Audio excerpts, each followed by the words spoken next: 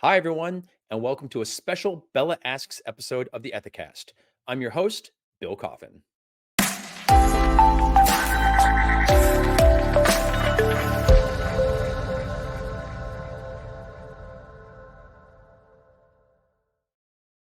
As longtime members of the Business Ethics Leadership Alliance, or BELA, know, we offer a special concierge service whereby BELA members who have any questions at all about ethics and compliance can send them to us, and then our internal experts will provide an answer and/or direct them to a helpful resource for more information. Some of these concierge requests are rather specific to a particular company's needs, but many of them represent broad challenges facing BELA members. That's why we are using this show to thematically respond to high level questions from the BELA community. Joining us to give those responses is BELA Chair Erica Salmon Byrne. Erica, welcome. It's great to see you again. Bill, thank you so much. I'm delighted to be back. So, our next question comes from the category of employee engagement, and it reads, how do you plan a global ethics and compliance week? This is a good one. I'm dying to hear it because I interview so many CECOs, and when they talk about a really mature program, really advanced program, there's always a global ethics and compliance week built into it somewhere, but it seems like a really daunting operation. So I'd love to know how you get one of these off the ground. Yeah, absolutely.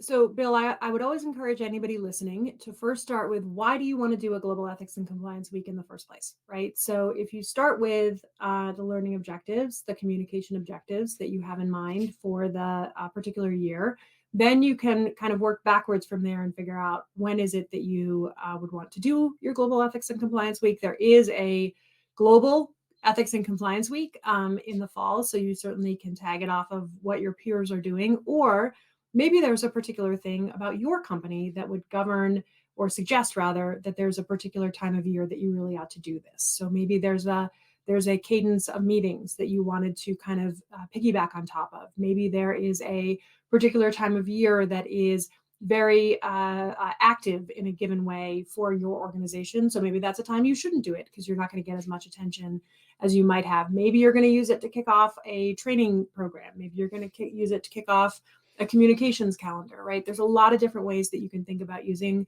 a global ethics and compliance week, but think of it as a moment in time, and then think about what is it that I'm hoping to achieve with this particular moment in time. The ones that we have seen that are the best ethics and compliance weeks are ones that are thematic.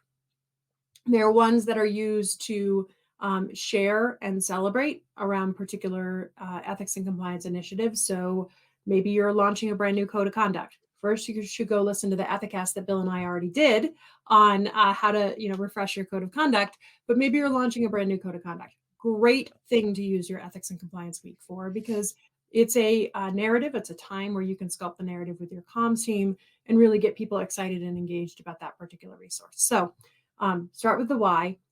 Think about what time of year you want to do it in, and what makes the most sense for your particular organization.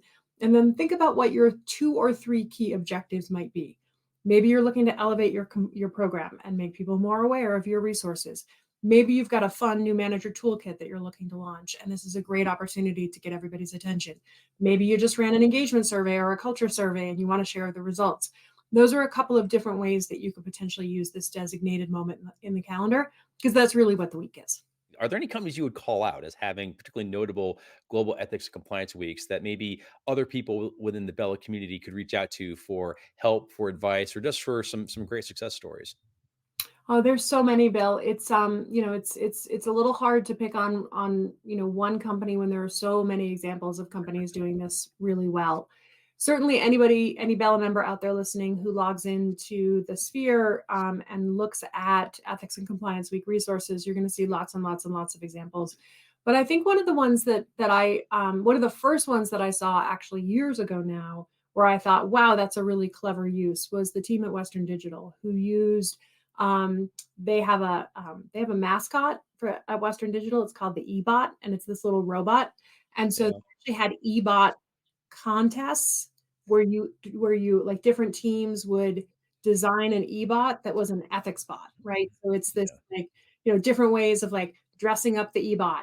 And it was a fun kind of lighthearted way of getting teams talking to each other, talking about the concepts involved in ethics and compliance, and celebrating because it was a contest, right? Everybody got to vote on like who the favorite ebot was. And then, I mean, since then it's gone into like, now they have a full size ebot and like somebody dresses up as the ebot. Has turned into a whole thing. But I thought that was a really clever way of just engaging teams in a lighthearted, interesting exercise that was engineering related, so kind of related to the Yeah. business they're in the first place, and a way of encouraging some team building at the same time.